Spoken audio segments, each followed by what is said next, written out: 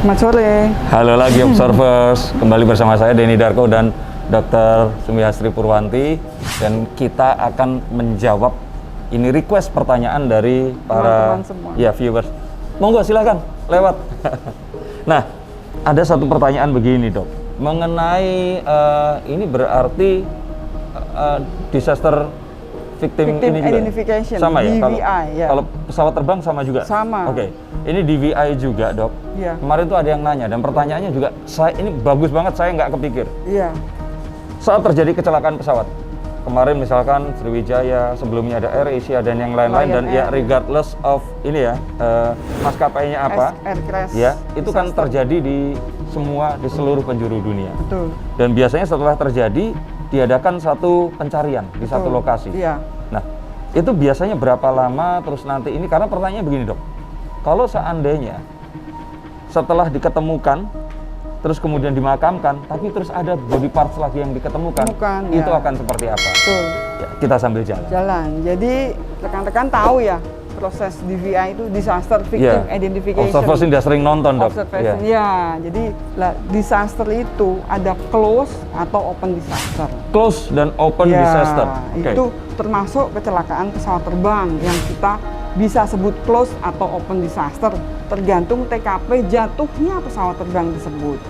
Kadang disebut, bukan kadang, memang disebut close disaster karena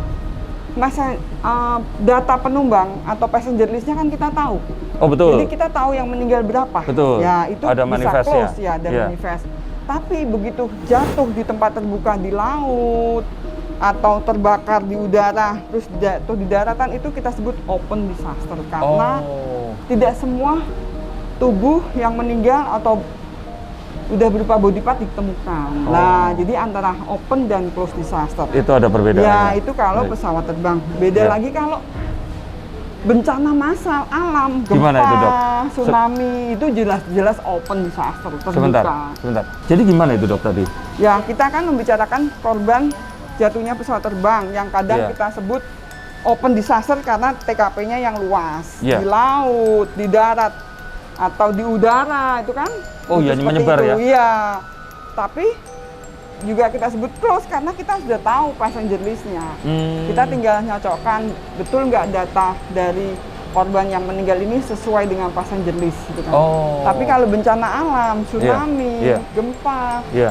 Merapi, Pasti open itu ya? itu pasti open karena luas dan Iya. kita juga belum pasti kadang berapa sih yang jumlah meninggal pastinya kan kalau tidak turun bersatu antara Basarnas, tim DVI atau TNI Polri itu untuk mencocokkan data orang meninggal dari suatu wilayah itu. Makanya kalau pesawat terbang ini, contohnya Gunung Salak, Sukhoi, Iya. Sukhoi Air Crash itu tahun 2012 itu memang teridentifikasi semua karena dia menabrak gunung dan TKP-nya di situ. Jadi teman-teman TNI Polri yang di TKP bisa membawa seluruh korban bahkan body part-nya. Jadi ditemukan semua. Ya, ditemukan semua, terus kita proses identifikasi, kita tentukan tunggu sampai selesai.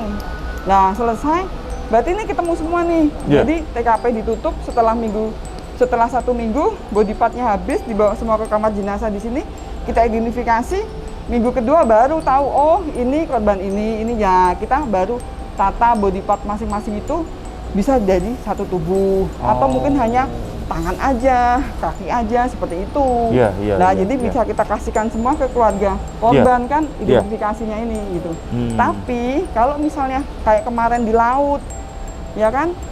Atau ya AirAsia di laut setelah seminggu, terus Lion Air, terus Sriwijaya, itu kita udah open karena kan TKP-nya di laut dan setiap hari arus membawa bagian tubuh ini mungkin terbawa Ya, arus ya, ya. atau mungkin ya sesuatu yang menghabiskan body part ini, entah Betul. proses pembusukan, entah karena binatang atau Ya. ikan-ikan seperti itulah. Nah, itu kita sebut open ya. Makanya semua tergantung dari kebijakan pemerintah. TKP-nya ditutup setelah 2 minggu. Nah, berarti kita yang bekerja di kamar jenazah menunggu nih kiriman terakhir dari TKP. Tapi kita sebagai dokter forensik dengan ahli-ahli yang lain tahu Kalau setelah seminggu itu jenazah udah sulit dikenali. Baik. Proses pembusukan udah sangat cepat, apalagi di air laut. Bahkan untuk mencari inti sel atau data dari DNA itu akan kesulitan. Oleh karena itu, kalau kita sampai hari ke-5, ke-6 kita Belum masih itu, meriksa, ya. dapat sampai DNA, ya kita rilis. Tapi biasanya setelah hari ke-8, 9, 10 sudah susah untuk diidentifikasi, diperiksa, ya kita jelaskan ke keluarganya. Keluarganya ikhlas, oh menerima hanya sebagian ini, body part ini. Jadi tidak ada mungkin hari ke-3 diidentifikasi, setelah itu hari ke-5, ke-6 dapat lagi, itu belum pernah dapat kita, malah udah nggak ada gitu, karena kan di laut. Gitu. Proses identifikasi tergantung semua keluarga, dan kita kan memegang hak asasi manusia nih. Ada keluarga yang tidak mau terekspos, ya sudah nggak apa-apa. Ada yang keluarga bilang, sudah dok selesai, kita udah menerima dengan beberapa bagian tubuh ini, ya sudah gitu. Berarti tergantung keluarga ya? Ya, semua kita kembalikan keluarga, karena hak asasi manusia yang nomor 1 di sini. Gitu. Kalau keluarga, dok, saya mau nunggu sampai selesai, sampai ketemu semua, siapa tahu ada gitu, ditemukan lagi, ya kita siapkan. Gitu. Itu seperti itu. Baik. Tapi pengalaman kami biasanya body part setelah hari ke-10 atau hari ke-12, 2 minggu itu udah susah diperiksa. Apalagi di laut ya. Baik. Kecuali mungkin di daratan. Daratan. Karena nggak ada arus dan sebagainya. Betul. Nah dok, berarti kalau tadi seperti yang dokter sampaikan, TKP yang close itu berarti bisa menjadi open. Betul. Ya karena TKP-nya kemana-mana kan. Iya. Baik. Kalau ya yang contoh bagus close disaster ya Sukhoi Air Crash itu, karena di situ aja. Di situ aja, iya. Karena menghantam perbukitan ya. Iya, atau mungkin helikopter yang jatuh di Papua, kalau gitu. Atau kalau ketemu di Danau Toba itu kapal di Pulau Samosir itu. Itu memang close dok? Karena kan di dalam, terperangkap di dalam. Di situ, tapi sayangnya tidak ketemu, jenazahnya masuk ikut di dalam kapal, di dalam danau itu. Dok, berarti yang di Danau Toba itu mereka itu masuk ke, karena terperangkap di kapal, terbawa masuk ke dalam, itu jadinya close. Nggak bisa keluar kan. Dan akhirnya kita kan, saya kebetulan di sana, kita mendata betul nggak korban-korban yang diduga hilang itu memang korban kapal Danau Toba itu. Jadi ada yang lapor-lapor, ya kita eksklusi, ini saudara kandungnya ini, benar ciri-cirinya ini. Jadi kita tahu pasti yang meninggal itu berapa. Nah, itu berapa orang dok yang meninggal? Sebenarnya sih nggak sampai ratusan itu, cuman agak 100 berapa gitu, saya 100 karena memang terperangkap di kapal. Saya ikut ya. Nanti mungkin kita bahas aja. Ya, kadang kan tim Basarnas itu kan ngumpulkan data, atau tim lain kan ditulis semua, jadi satu orang bisa lapor 10. Lapor 10 gimana dok maksudnya? Misalnya yang satu meninggal, yang lapor tuh 10 orang keluarganya. Jadi jumlahnya banyak jadinya. Iya. Oke, dok, kembali lagi ke yang tadi itu kecelakaan pesawat. Berarti kembali di sini observers tahu bahwa akhirnya untuk mengetahui apakah ini akan diteruskan atau tidak itu tergantung kepada keluarga korban. Iya. Betul ya. Kalau keluarga korban mengizinkan ya akan dicari. Tapi kalau tidak ya dimakamkan sedapatnya itu tadi. Ya. Nah, kalau yang di SJ kemarin itu berarti kalau mereka bawa satu peti jenazah dok, itu artinya isinya itu nggak lengkap ya dok ya kebanyakan? Iya, nggak lengkap memang. Terus terang hanya beberapa bagian tubuh atau mungkin hanya satu bagian tubuh. Permisi. Atau mungkin hanya satu bagian tubuh. Kalau cuma jari aja, tapi teridentifikasi, satu peti itu isinya itu aja? Iya, bisa jadi itu aja. Itu. Ya. Dokter ada pengalaman tak kasat mata di SJ 182 ini dok? Ya, belum ada sih.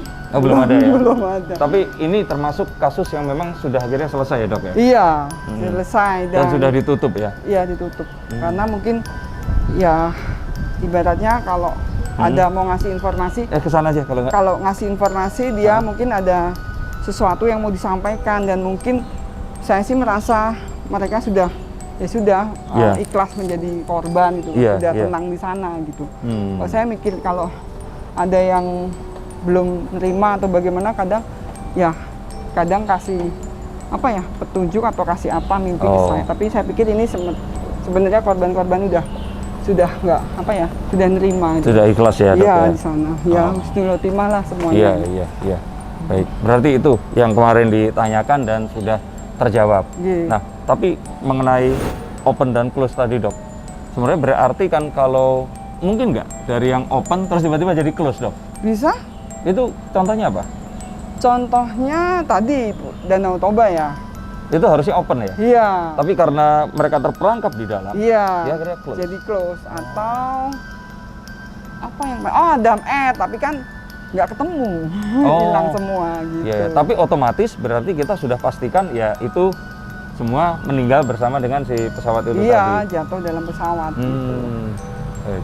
Nah, berarti kalau tadi itu dipaparkan semuanya, Dok, itu masuk ke dalam Kegiatan dunia kegiatan DVI ya? Ya, betul. Disaster Victim Identification. Identification. Ya. Nah, ini kan DVI ini sebenarnya kan satu hal yang apa ya? Kalau saya pikir lewatnya sini, Dok. Saya pikir memang ya melibatkan banyak pihak gitu. Betul. Tapi kenapa kok ini masuknya di kepolisian, Dok? Ya, teman-teman harusnya tahu dong. Tugas polisi secara universal apa sih? Mengayomi. Identifikasi. Oh, identifikasi. Termasuk Oh, iya, identifikasi manusia ini, korban iya. meninggal ini. Iya, iya. Betul nggak dia meninggal wajar atau tidak wajar? Itu kok tugasnya polisi untuk identifikasi. Jadi bukan hanya kejahatan aja. Iya. Jadi kalau ada korban ini, dalam hal ini mungkin bencana atau terorisme, itu betul nggak dia korban? Atau dia hanya saksi? Atau mungkin dia juga pelaku lah, tugasnya kita mengidentifikasi. Kembali lagi kan, luka-luka bisa berbicara banyak, gitu, seperti itu. Jadi, karena kalau nggak ada itu, Dok, pelaku perpetrator ini bisa jadi dianggap sebagai korban. Atau korban malah sebaliknya. Diduga pelaku, seperti itu. Apalagi bencana karena ulah manusia, betul. terorisme, dan kecelakaan pesawat terbang atau kapal atau bus itu kan juga kita identifikasi betul nggak ada human error seperti itu. Tugasnya makanya polisi penting. Kadang semua teman-teman dimanapun tanya kenapa sih identifikasi DVI ini polisi gitu. Dan di dunia di Interpol kan memang polisi. Betul. Situ pusatnya. Betul. Berarti nggak cuma itu, Dok, kalau menurut saya. Berarti kayak bencana alam pun, Dok. Itu sebaiknya ya yang menangani polisi dong, biar bisa cepat terjadi. Harusnya identifikasi yang meninggal gitu. Mungkin manajemennya atau kepemimpinannya di Basarnas itu, tapi ada tim identifikasi dari kepolisian. Nanti tunggu saya ya. Iya, kalau saya jadi Pak Jokowi langsung saya angkat jadi kepala Basarnas. Kepala Basarnas ya. Halo Pak Jokowi. Oke, tapi Dok, itu berarti kan dengan semua kesulitan itu tadi dan sebagainya, nggak cuma polisi saja, berarti dokter pun harus berkoordinasi dengan teman-teman dari banyak pihak itu tadi. Betul ya, kita nggak bisa bersendiri memang sama teman-teman dari Departemen Dalam Negeri, Mendagri kan, Dukcapilnya ya kan, seperti itu, dan akomodasinya nanti termasuk maskapainya kan. Iya, Dok. Terus misalnya butuh kegiatan untuk mengevakuasi apapun nggak dipersulit di bandara, di subnya ya kan, di jalan seperti itu. Kita jadi jelas. Sebenarnya kan kalau orang nih mikir, Dok, masyarakat ya sudah kalau udah meninggal ikhlaskan saja. Ya selain yang masalah tadi ya, dead body can talk dan mereka ingin bela lah ya seperti itu haknya. Tapi apa sih tujuan DVI ini sebenarnya, Dok? Karena kan daripada ribet-ribet udahlah kumpulin, makamin massal atau apa begitu, Dok. Lah pertama tadi saya udah ngomong HAM, hak asasi manusia. Orang meninggal kan juga berhak diidentifikasi. Dia kan butuh nanti agamanya apa, kepercayaannya apa, untuk dipulasari seperti itu, biar tenang, biar husnul khotimah. Kita kan juga kemanusiaannya tinggi itu. Itu pertama. Yang kedua, penegakan hukum. Tadi sejelas betul nggak dia pelaku, saksi atau korban, seperti itu. Betul-betul untuk penegakan hukum kan kepentingannya di sini. Yang ketiga, untuk legalitas warisan. Siapa? Kalau satu keluarga meninggal semua kayak AirAsia, sampai sekarang belum selesai ada yang ribut itu Masalah warisannya. warisan, asuransi. Nah, Oh, betul. kadang makanya kan bener nggak dia korban? Kita kan pertama Iya, korban ini, jangan Iya. sampai satu orang dilaporin 10 orang, Iya. nah jadi banyak, semua nanti minta warisan atau asuransinya. Oh. Gitu. Legalitasnya di situ. Terakhir, Baik, Dok. kepentingan pernikahan. Yakin nggak? Pernikahan? Lah iya, misalnya mau nikah lagi. Oh, Nah, iya, ternyata, iya, ternyata betul. dia masih hidup. Iya.